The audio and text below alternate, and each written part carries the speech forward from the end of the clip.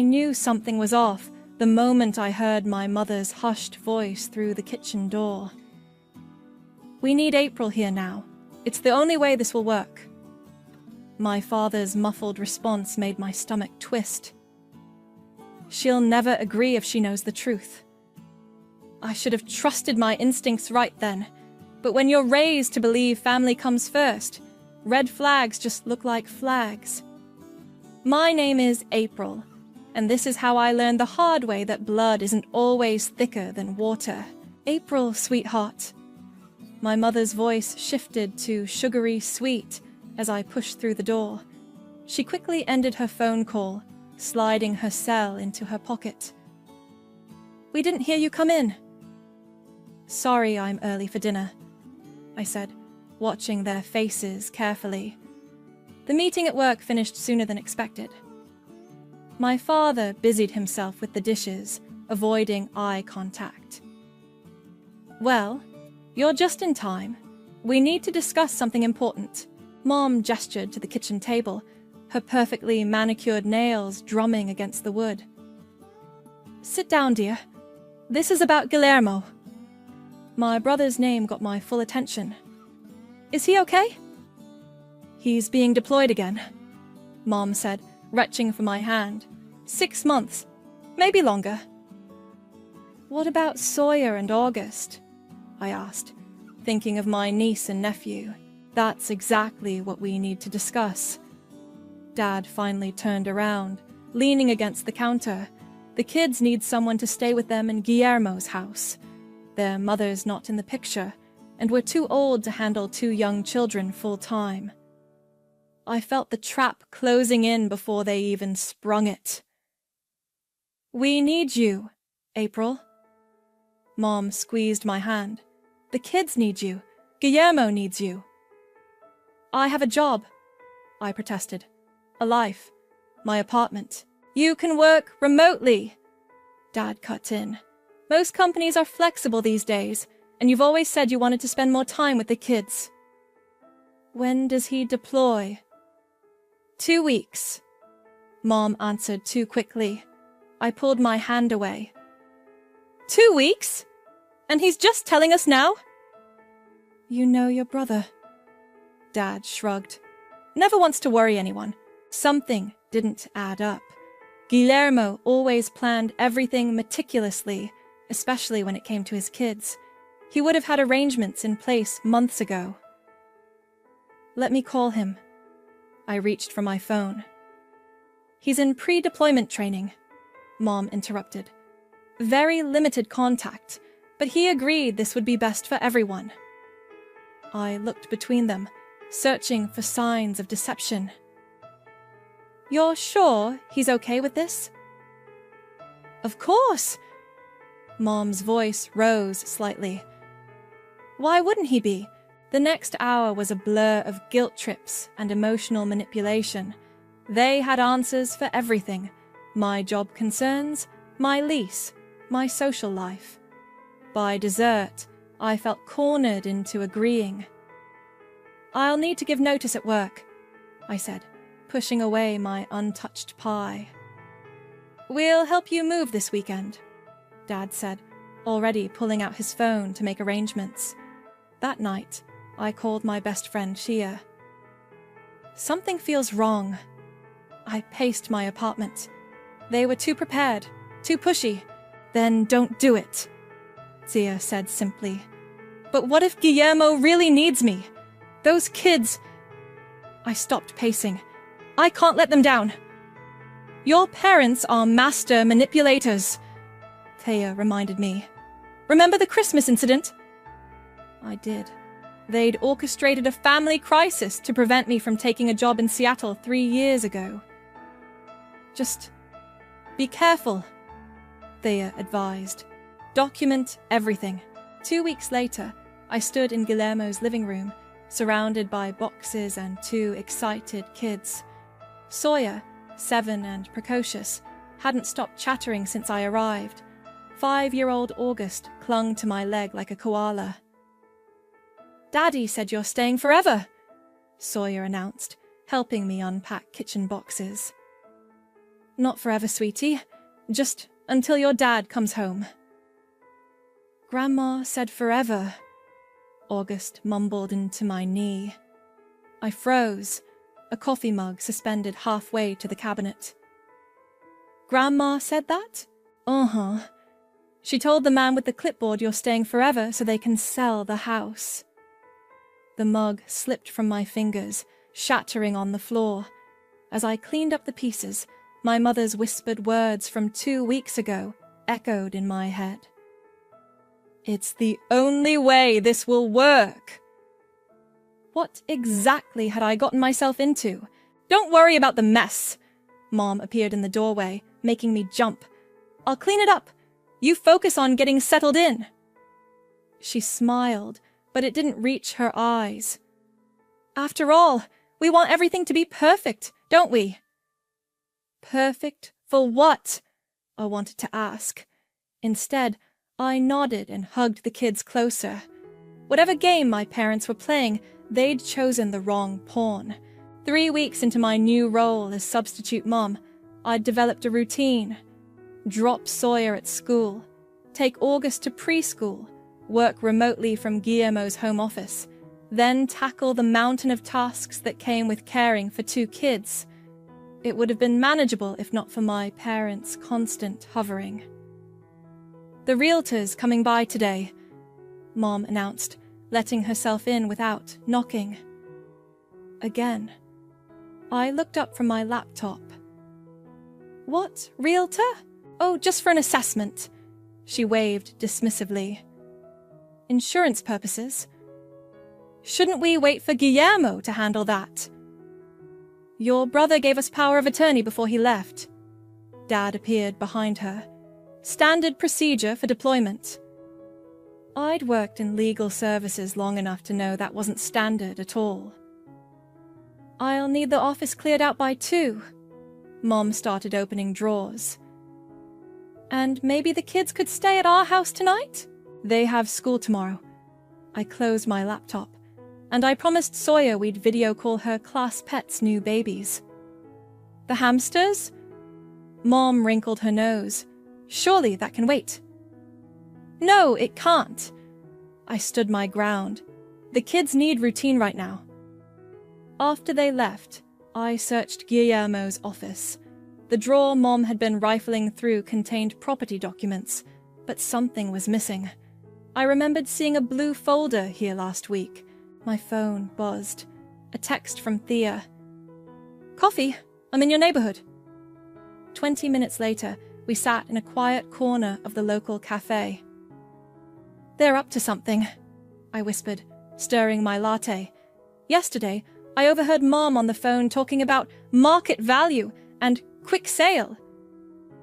Have you heard from Guillermo? Thea asked. No, and that's weird too. He always finds a way to contact the kids even during training. A familiar voice carried across the cafe. The property is perfect for development.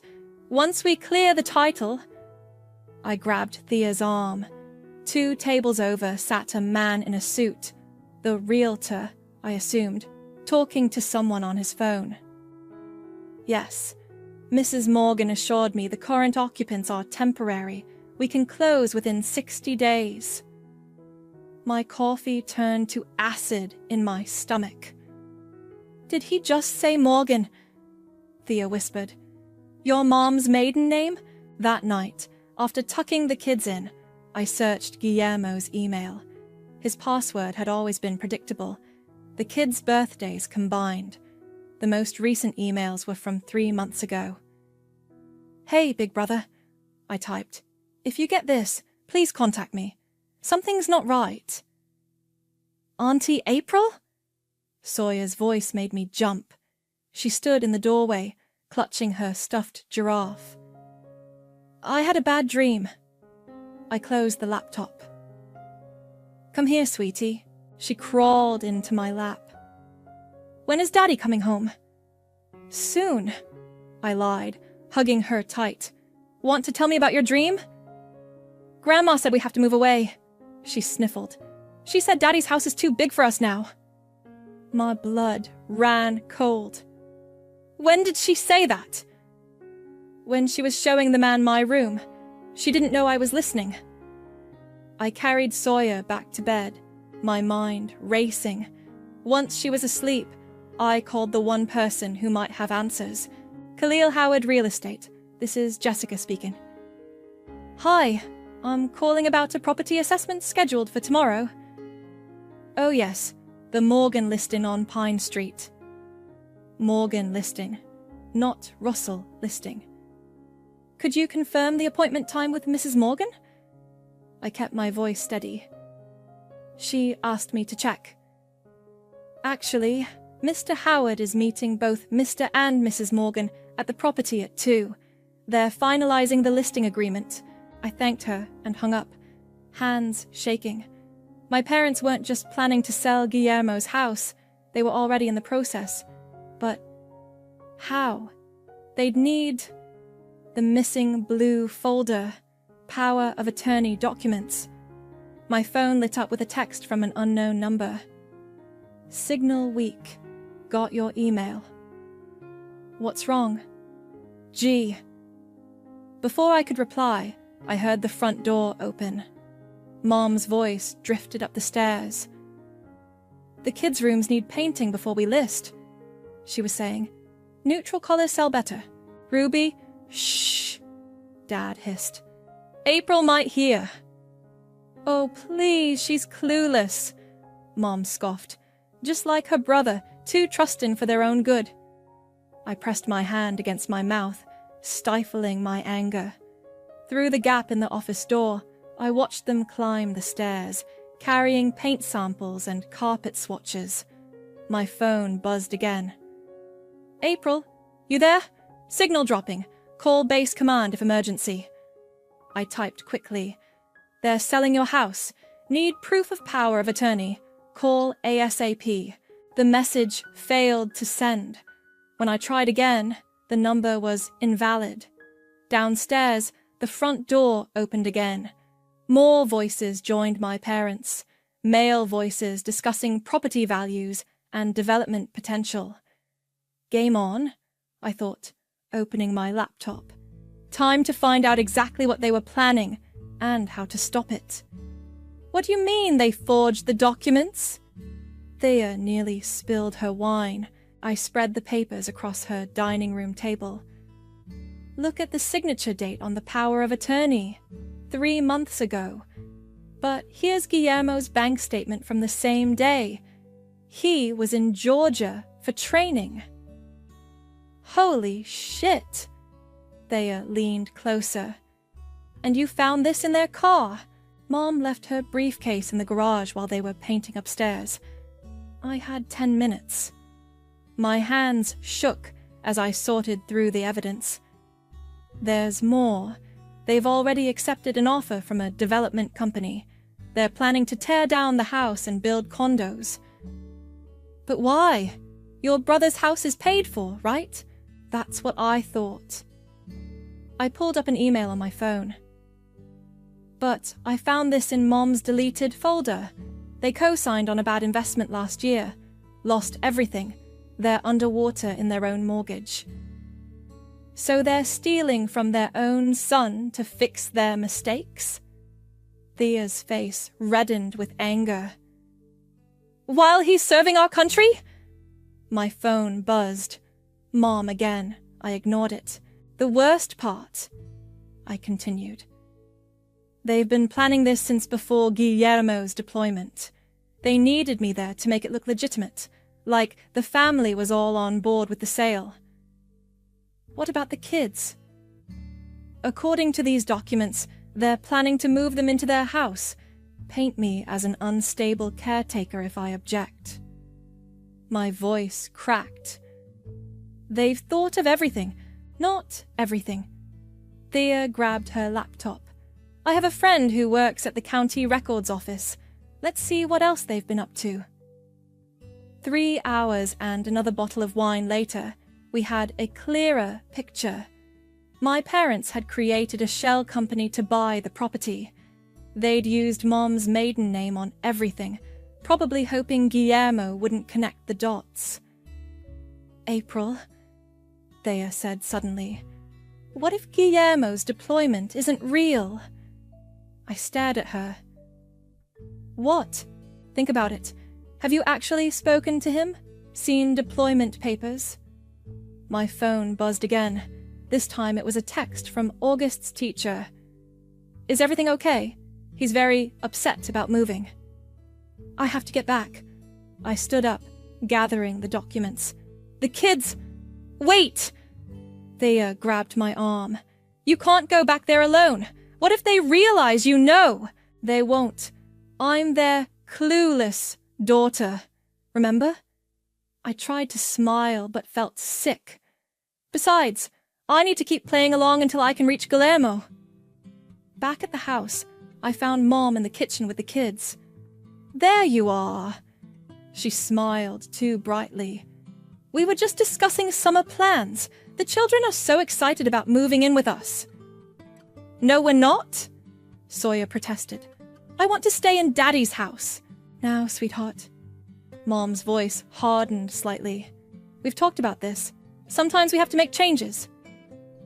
What changes? I interrupted, watching her face carefully. Oh, just general changes, she backpedaled. Growing family, new opportunities. When's Daddy coming home? August asked for the 100th time. Soon, darling. Mom patted his head. Now, who wants ice cream? After the kids were in bed, I sat in Guillermo's office, staring at his deployment photo. Something was off about it. I zoomed in on my phone. The date stamp. It was from his last deployment, 2 years ago. My hands trembling, I called the base command number I'd found earlier. Fort Stewart, Sergeant Phillips speaking. Hi, I'm calling about my brother, Guillermo Russell. He deployed recently. One moment. Keys clicked. No deployment orders for anyone by that name in the last 6 months, ma'am. The room spun. Could you check again? He's supposed to be in pre-deployment training. No training records either. Last activity was an honorable discharge 3 months ago. I hung up, bile rising in my throat. 3 months ago. When the power of attorney was dated, a floorboard creaked behind me. Finding anything interesting? Dad stood in the doorway, his face unreadable. Just missing Guillermo, I lied smoothly. Any word from him? He studied me for a long moment. Your mother thinks we should all have dinner tomorrow. Discuss the future. Sounds great. I forced a smile. I'll bring dessert. After he left, I sent a coded message to Thea. Red alert. G not deployed. Need lawyer ASAP. My phone lit up with an incoming email from Guillermo's account. Help, it read. Can't call. In hospital. Parents took everything. Don't let them sell house. Protect kids. The timestamp was from 10 minutes ago. Another creak in the hallway. Mom's voice, low and urgent. She knows something. I saw her car at the county office building. Then we move faster, Dad replied. Call Khalil. Tell him we close next week. I sat in the dark office, my brother's words burning on the screen, and made a decision. They wanted to play hardball. Game on. The hospital receptionist sighed at my third attempt. I'm sorry, but without knowing which hospital, please, I begged. He's my brother, Guillermo Russell, recently discharged military. Ma'am, I've checked every hospital in a 50-mile radius. I ended the call and slumped in my car, parked outside my parents' house. They were inside with the kids, thinking I was at a work meeting. Instead, I'd spent the morning calling hospitals and Veterans Affairs offices. My phone buzzed. Thea. Lawyer friend can meet today? 2 p.m. A tap on my window made me jump. Khalil, the realtor, stood there smiling. April, right? Your parents mentioned you'd be joining us for the walkthrough. I forced a smile and got out. Actually, I have some questions about the sale. Of course, though your parents handle most of the paperwork as power of attorney. About that, I pulled out my phone. Could you look at something? Before I could show him the forged documents, Mom burst out of the house. April, you're early. She grabbed my arm. Khalil, would you mind giving us a moment? She practically dragged me inside. Dad sat at the kitchen table with papers spread out. Where are the kids? I asked. At the park with the sitter, Mom replied. We need to talk. About what? The fake deployment, the forged documents, or how about Guillermo being in a hospital somewhere? The color drained from Mom's face. Dad stood up slowly. Who have you been talking to? He demanded. Does it matter? I know what you're doing. We're doing this for the family, Mom insisted. The market's perfect right now. The development deal will set us all up for life. It's not your house to sell. Your brother made some mistakes. Dad cut in. Bad investments, gambling debts. We're protecting his assets before creditors take everything. Liar. I pulled out my phone. I have proof of the forged documents. I'm calling the police. Dad moved faster than I expected, snatching my phone. Sit down, he ordered. You have no idea what you're dealing with. Eugene, Mom protested. She's bluffing. She doesn't have proof. Really? I pulled the papers from my bag. These copies say otherwise. Mom lunged for the documents. I dodged, but Dad blocked the doorway. Think about the kids, Mom pleaded. They need stability. Once the sale goes through, you'll pay off your debts and disappear. I spat, leaving us with nothing. A floorboard creaked upstairs. Mom's eyes widened. The kids are supposed to be at the park, I realized. They heard everything, didn't they? Sawyer! August! Mom called out. Come down, sweeties. No response. I'll check on them.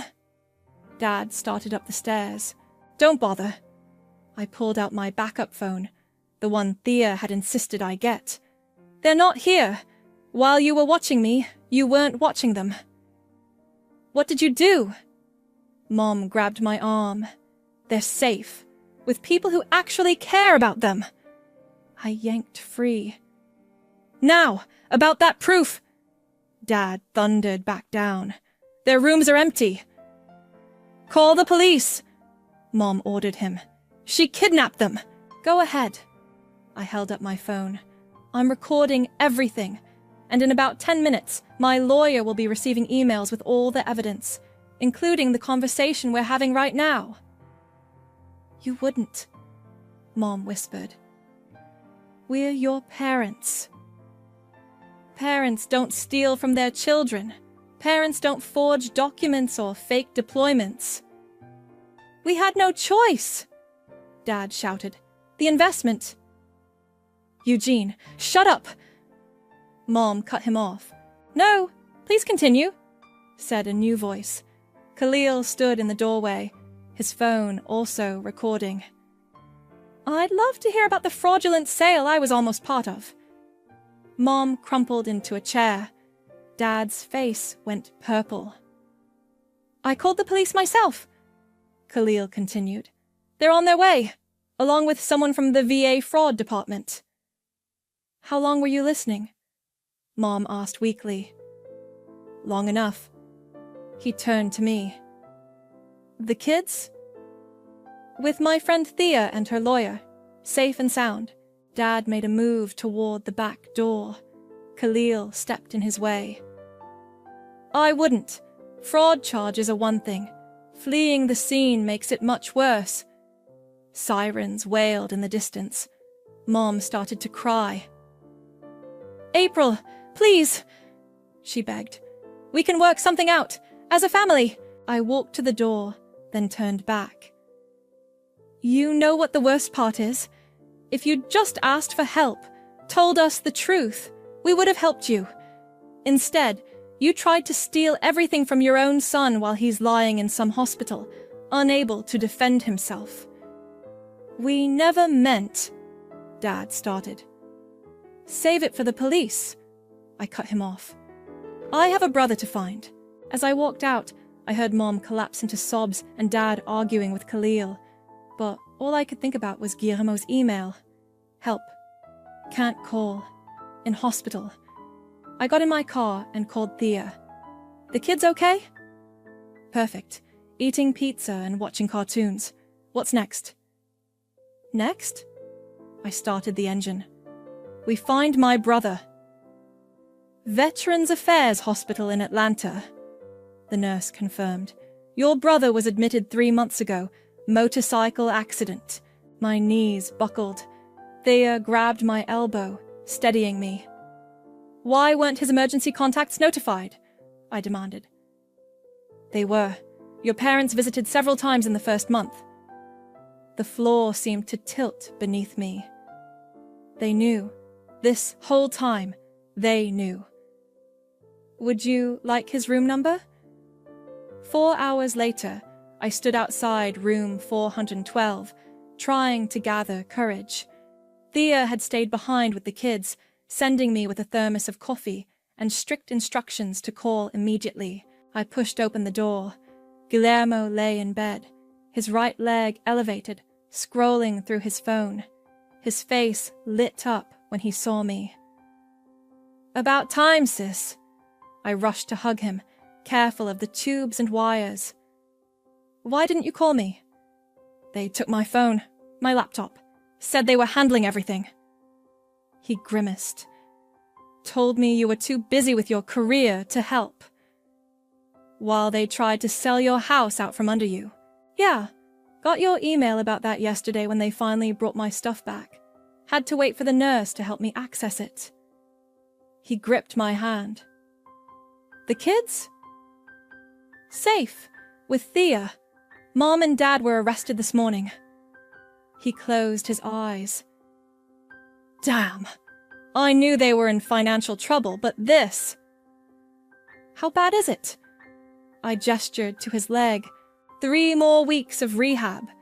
Could have been home already if I'd had proper care from the start. His jaw clenched. They pulled me out of the first rehab facility, said it was too expensive, moved me here where they could control everything. Control the story, you mean? They told everyone you were deployed.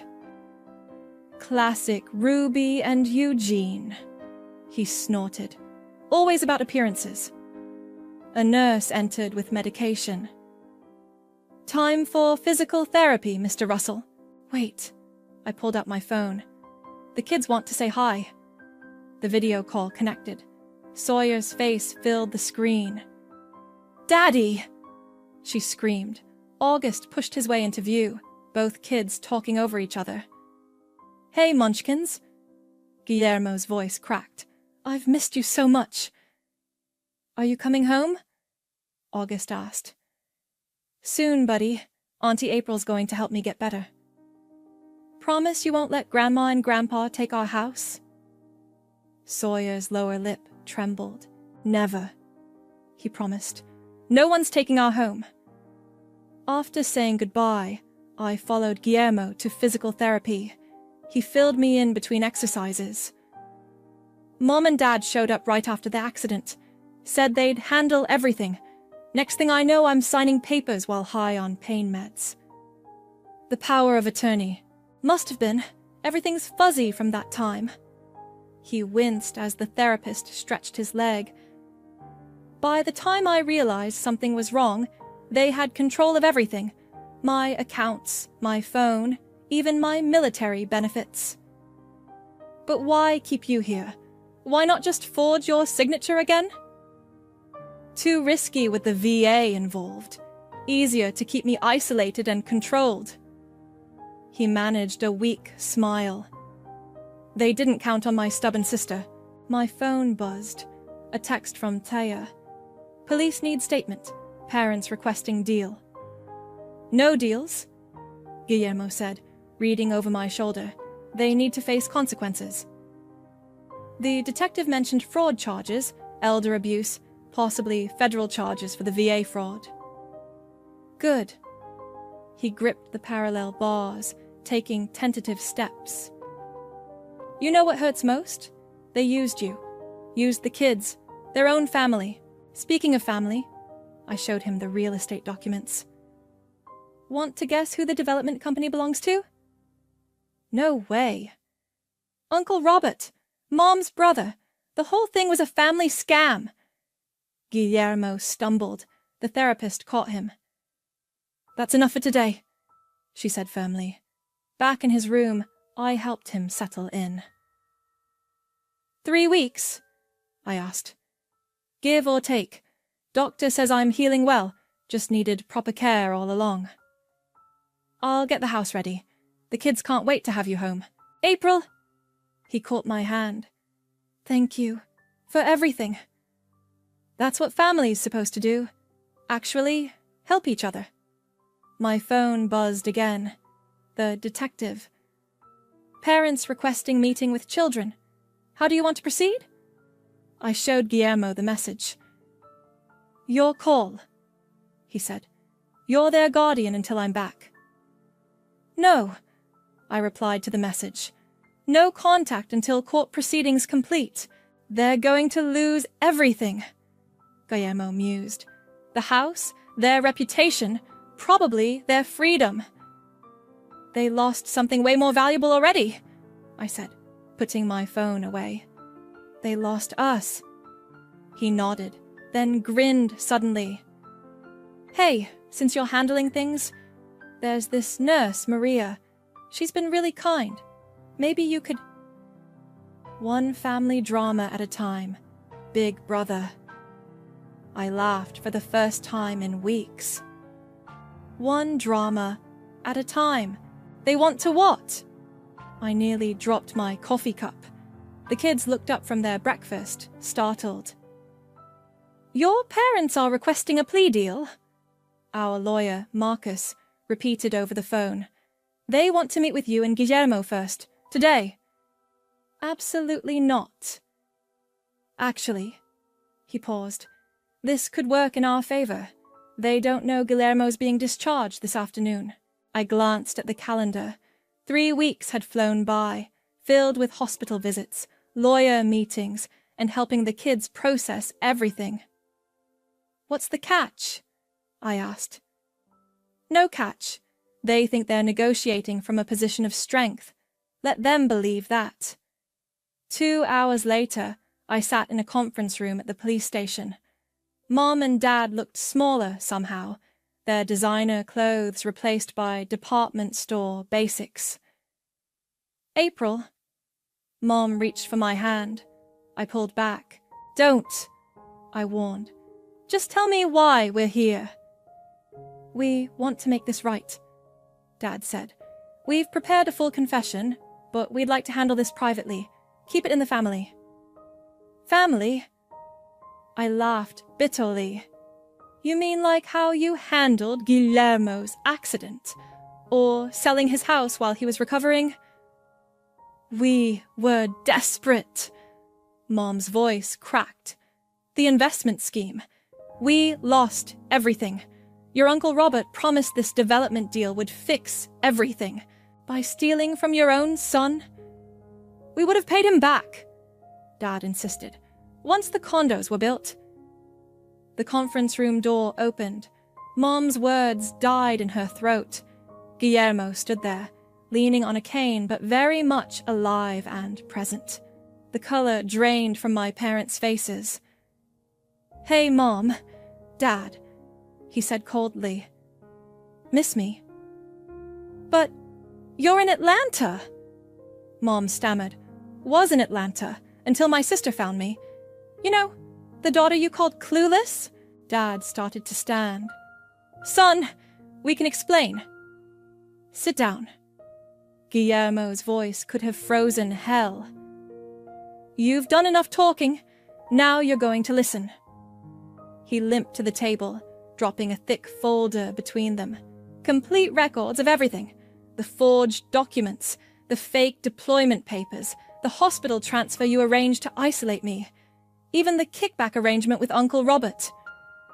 Mom began to cry. Dad stared at the table. We have two options, Guillermo continued. Option 1, we proceed with all charges. Fraud, elder abuse, conspiracy, federal charges for the VA fraud, looking at 15 to 20 years each. Please, Mom whispered. We're your parents. Option 2, he ignored her. You sign over everything. Your house, your assets, your shares in Uncle Robert's company. All of it goes to a trust for the kids. You can't, Dad started. I can and I will. You tried to steal my children's future. Now you'll guarantee it. We'll be left with nothing, Mom protested. Like you plan to leave us? I cut in. Karma's funny that way. Guillermo slid another document across the table. Full confession and asset transfer. Sign now or we walk out that door and let the prosecutors handle it. You wouldn't, Dad challenged. Try me. Guillermo's voice was steel. You have 30 seconds. Mom grabbed the pen first, hands shaking as she signed. Dad hesitated longer, but followed suit when Guillermo stood to leave. One more thing, I added. You don't contact us. Ever. No calls, no letters, no surprise visits. The kids are off limits. They're our grandchildren, Mom cried. Should have thought of that before using them as pawns. I stood up. Goodbye, Mom, Dad. Outside, Guillermo sagged against the wall. You okay? I steadied him. Better than okay. Free. He managed a smile. Ready to see the kids. They've got a surprise for you at home. The surprise turned out to be a Welcome Home Daddy banner, slightly crooked and covered in glitter. Sawyer and August launched themselves at Guillermo the moment we walked in. Careful of his leg, I cautioned, but he was already on the floor with them, hugging them tight. Daddy, look! August pointed to the window. We planted flowers, and I kept your room clean, Sawyer added proudly. Auntie April helped. Speaking of help, Thea appeared from the kitchen with Maria, the nurse from the hospital. Dinner's ready. You invited Maria? Guillermo whispered to me, straightening his shirt. She helped me coordinate your discharge. Seemed only fair to include her in the celebration. Later, after the kids were in bed and Maria had left, with Guillermo's phone number, Tia raised her glass. To family, she toasted. The real kind. To Karma, I added. To my sister, Guillermo finished. The best kind of family anyone could ask for. My phone buzzed. A text from Marcus. Papers filed. Parents' assets transferred. It's done. I deleted the message without responding. Some chapters needed to stay closed. Hey! Guillermo nudged me. Stop thinking so hard. We won. He was right. We had won. But more importantly, we had survived together, and that was worth more than any house or money our parents could have stolen. You're doing what? Guillermo nearly choked on his coffee. Starting a consulting business, I repeated, spreading brochures across his kitchen table, helping people protect themselves from financial fraud and family scams. 6 months had passed since our parents' downfall. Guillermo was walking without a cane. The kids were thriving, and I'd discovered my calling. Using your experience to help others, Maria chimed in, setting down a plate of pancakes. She practically lived here now. Not that anyone was complaining. It's brilliant. It's more than that. I pulled up my laptop. Look at these statistics. Elder fraud, family financial abuse, real estate scams. They're all increasing. People need someone who understands both sides. Both sides? Guillermo raised an eyebrow. The legal side and the emotional side. Most victims don't come forward because they're ashamed, because it's family. Sawyer wandered in, rubbing sleep from her eyes. Are you leaving us, Auntie April? Never, sweetie. I pulled her into my lap. But remember how some bad people tried to take Daddy's house? She nodded solemnly. Well, I'm going to help other families make sure that doesn't happen to them. Like a superhero. August appeared, his hair sticking up in all directions. Exactly like a superhero. Maria winked at me. Your aunt's going to save people. My phone buzzed. Thea. Meeting set with investors. They love the concept. Speaking of saving people, Guillermo said once the kids were occupied with breakfast. Did you see the news about Uncle Robert? I pulled up the article. The development company had collapsed, taking several investors down with it, including our parents' remaining assets. Karma's still working overtime, I mused. Ms. April? Our new nanny, Rachel, poked her head in. Your first client is here. I straightened my jacket and grabbed my briefcase. The elderly woman waiting in the living room clutched a familiar-looking folder. Thank you for seeing me. She twisted her hands. My son. He's trying to sell my house. Says it's for my own good, but something feels wrong. You're safe here. I sat beside her. Tell me everything. 2 hours later, I had a new client and a clear case of attempted fraud. As I walked her to her car, Thea pulled up. Ready for lunch? We need to prep for the investors. Actually, I gestured to my notes. I need a favor. Could you look into a property transfer in progress? Something's fishy. Already working on another case? She grinned. You're a natural. Back inside, Guillermo was helping the kids with an art project, while Maria prepared lunch. Your mother called the landline, he said quietly. My stomach clenched. What did she want? To apologize. Said she's in therapy, wants to make amends. And I told her we'd consider it. In about 20 years. I hugged him, paint from his shirt smearing on my blazer. You're getting soft, big brother. Nah, he smiled. Just happy, really happy. My phone buzzed again. A text from Marcus. Got another referral for you. Family trust dispute. Interested? Very, I replied. Auntie April, Sawyer called. Come see our painting. The kids had created a chaotic masterpiece, a family portrait. There was Guillermo, Maria, the kids, me, Thea, even Rachel. No sign of grandparents. It's our real family, August explained proudly. The ones who love us for real, Sawyer added. Maria wiped a tear, and even Guillermo looked emotional. Perfect timing. Thea walked in. Your investor meeting just got moved up. They want to fast-track the funding. Go, Guillermo urged. We've got this covered. But, April, Maria cut in, you helped save this family. Now go help save others. I grabbed my things, hugging everyone goodbye. At the door, I paused to look back at my chosen family. Guillermo and Maria helping with homework, the kids arguing over crayons. They are already on the phone chasing leads.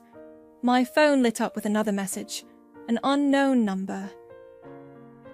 We're sorry. Please let us see the kids. Mom. I blocked the number without hesitation. Some bridges needed to stay burned. Ready? Thea called from her car. Ready? I joined her, pulling out my presentation. Let's go help some families. You know, she said as we drove, most people would have crumbled after what your parents did.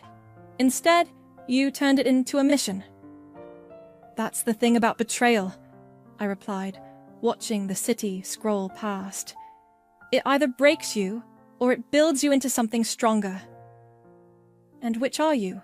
I thought about the family we'd built from the ashes of betrayal, about the clients waiting for help, about the strength that comes from choosing love over blood. Definitely stronger, I smiled. Definitely built. And that's why we never trust someone just because they're family, I concluded, facing the packed conference room. Trust is earned, not inherited. The audience applauded. As people filed out, a young woman lingered, clutching a notebook. Ms. April? Her hands trembled. Your story. It's happening to me right now. Before I could respond, Thea appeared at my elbow. Your brother's calling, says it's urgent. Give me 1 minute, I told her, then turned back to the woman. Come to my office tomorrow. First consultation is free. Racing to my car, I called Guillermo back. What's wrong? Nothing's wrong, he laughed, but you need to get home. Now. I broke several speed limits getting to his house. The driveway was packed with cars, including Thea's, which I'd just left at the conference center. How had she beaten me here? The front door burst open before I could knock. Sawyer grabbed my hand, practically vibrating with excitement. You're finally here! Come on! Inside, the house was full of people. Clients I'd helped, families we'd protected, friends we'd made along the way. Maria stood by the fireplace, beaming. Guillermo had his arm around her, both dressed up more than usual. What's going on? You've been so busy saving everyone else, Guillermo said. You forgot what day it is. I blinked. Tuesday? It's exactly 1 year since you found me in that hospital. He squeezed Maria's hand. 1 year since you saved our family. We couldn't let it pass without celebrating, Maria added. August appeared, carrying a large scrapbook. Look what we made! The book was filled with letters, photos, and newspaper clippings. Stories of families I'd helped, homes I'd saved, scams I'd stopped. In the center was the kid's family portrait, now professionally framed. But that's not all. Thea stepped forward. Tell her, Guillermo. My brother cleared his throat. Remember Mom and Dad's house? The one they signed over? I nodded. Well, we're turning it into a shelter for families escaping financial abuse.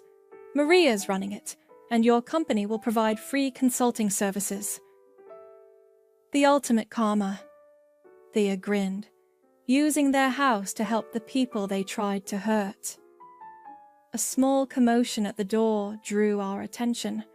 Marcus entered with an elderly couple, my first clients. We had to come. The woman hugged me. You saved our retirement, our home. Now we volunteer at the senior center, warning others about scams. More stories poured in. The single mom who almost lost her inheritance, the grandfather whose children tried to steal his business, the widow who nearly fell for a real estate scheme. All here, all safe, all stronger. Speech! Someone called out. I looked around at these faces, survivors, fighters, family by choice rather than blood. A year ago, I began. I thought family meant obligation, meant letting people hurt you because you shared DNA. I was wrong. Guillermo squeezed my shoulder. Family is what we build, not what we're born into. It's the choices we make, the trust we earn, the love we choose to give and receive. And the pancakes we make, August interrupted, making everyone laugh. Yes, buddy. Especially the pancakes. I ruffled his hair. But you know what the best part is? What? Sawyer asked. That sometimes the worst betrayals lead us to our best selves.